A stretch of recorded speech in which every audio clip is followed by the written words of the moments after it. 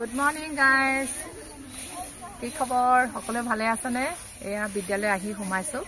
আহি দেখিলো গুটে চোতাল বাপাত এইখিনি বাহনি মো মাহেতৰ বাহনি হয় আগনাখন আহি সাফা কৰো আকৌ পিছনাখন আহি চাব আকৌ বাপাতে ভৰি থাকে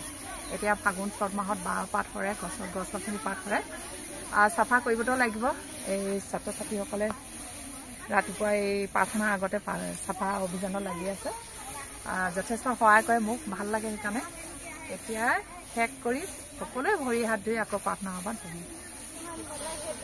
এইফালে চাওকচোন কি ধুনীয়াকে গোটাই গোটাই গৈছে সেইখিনি লৰাই পেলাব যাবখিনি এইফালে